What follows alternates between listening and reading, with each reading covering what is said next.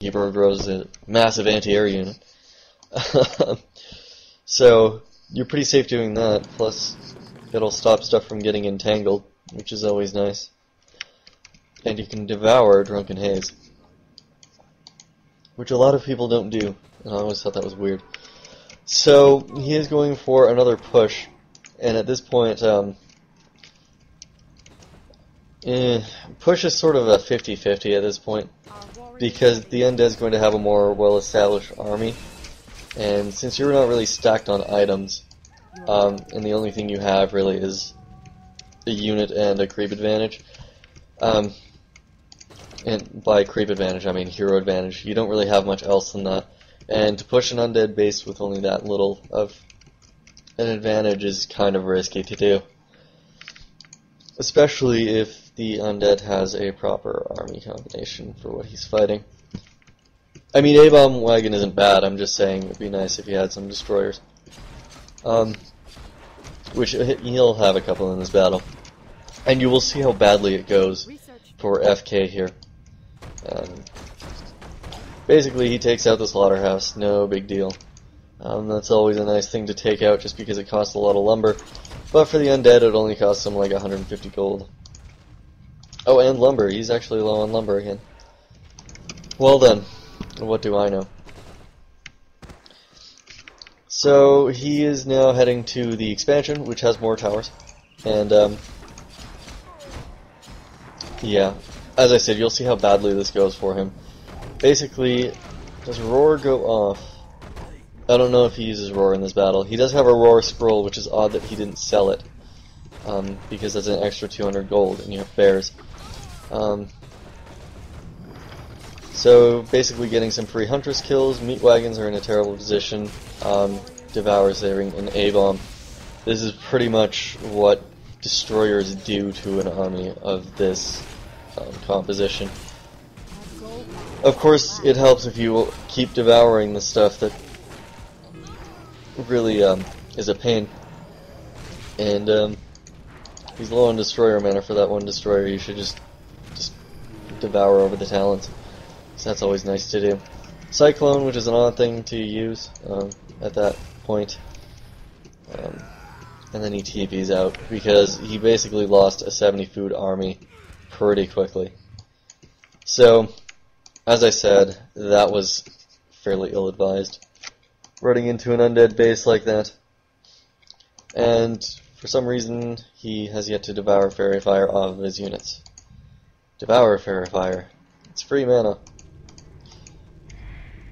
Come on now. There we go. Of course the DK is gone, but that's fine. So, gold mines have run out, and now he's switching to basically a Bear Hippogriff strategy, which is, it's a fairly common strategy, but the way he's going to implement it is actually pretty powerful. Because he does have the Keeper of the Grove, which means free fiends, and then he basically has to get his destroyers within range of the fiends, which means in range of the Hippogriff, which means basically you're sort of guaranteeing yourself a unit kill, which is always nice. And I've always liked the Bear Hippogriff strategy just because it counters both Frostworms and it counters destroyers. And if you're good with what you're doing during the game, it also counters a pretty good gargoyle strategy. So you really have to know what you're doing if you're doing this against Gargs, though. Just letting you know. So basically, what he's done with this strategy is he set up the fast expo, and he's prevented the Undead from expanding and fended off the push, the early push, which is the most important part of this strategy, which is fending off the expo push, because you're not only teching, but you're also only getting tier 1 units and you're expanding. So that's pretty much the most important part of this strategy to learn to do. And then other than that, it's basically just keeping up your macro and basically knowing, just playing smart. Because obviously an Undead can use certain things to his advantage, like if your army composition sucks and you have a bunch of talons for some reason, then you're pretty much toast. Interesting move here. He sent a destroyer in to suicide itself. I thought that was weird. But Panda hits level 5, so that's always cool. And I don't know why he doesn't put Gloves of Haste on his Keeper of the Grove. These are just little points I'm pointing out, just because it's easier to learn from mistakes. I mean, obviously if you see someone playing perfect, it's like, well, you should do this and do this, but it's not like you should change this if possible. So that's why I like this replay. Not only is it kind of a smart strategy to use, just because it allows you to get such a stronger tier 3 army a little faster. Well, not faster, I mean, it allows you to break upkeep faster. So, it allows you to get a larger tier 3 army faster. You know what I mean.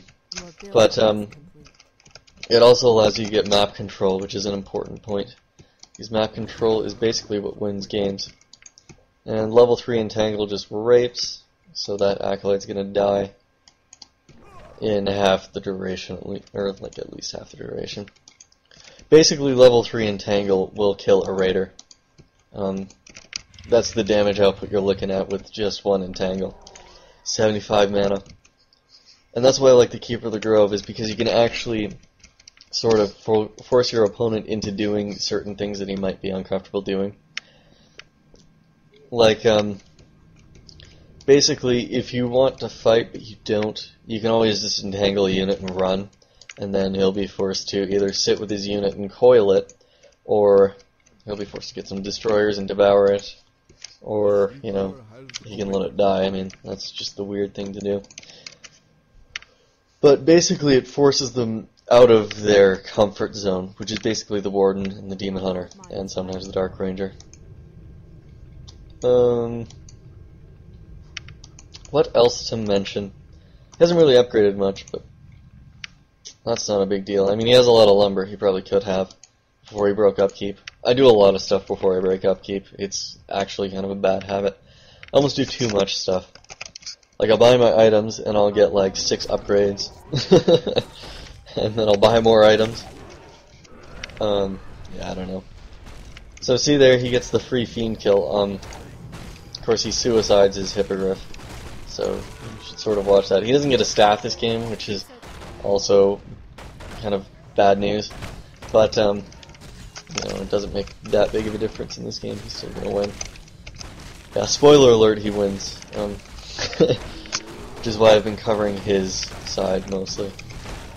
But you'll notice he hasn't really had enough Hippogriff to really counter this. I believe he gets 1 destroyer kill maybe. But the good news is he focuses tons of fiends down with that lightning shield. I mean, look at how devastating it is. Oh, he devoured it. That's too bad. He's also using Fairy Fire, so he's basically feeding these destroyers. Loses 2 bears for an abomination. He should probably get out like yesterday. Come on, use the Breath of Fire. Use the Breath of Fire. There we go. So he gets the Burrowed Fiend, which is always nice. And this was actually a perfect time to TP because his Panda came out of invulnerable form. So, yeah, Destroyer is basically showing the Night Elf player what's